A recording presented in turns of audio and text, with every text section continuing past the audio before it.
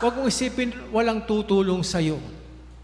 Because of your faith, makikita mo, himala ni Yahweh Shaddai, tulong ni Yahweh El Shaddai. Where is your faith? Nasaan ang iyong pananalig?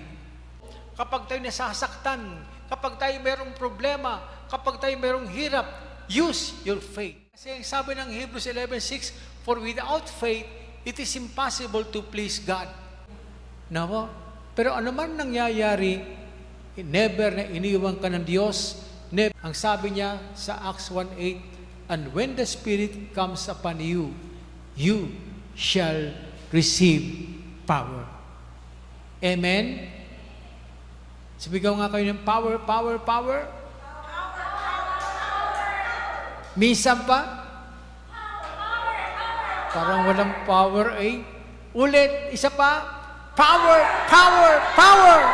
Palakpakan po natin na malakas si Yahweh Shaddai. Where is your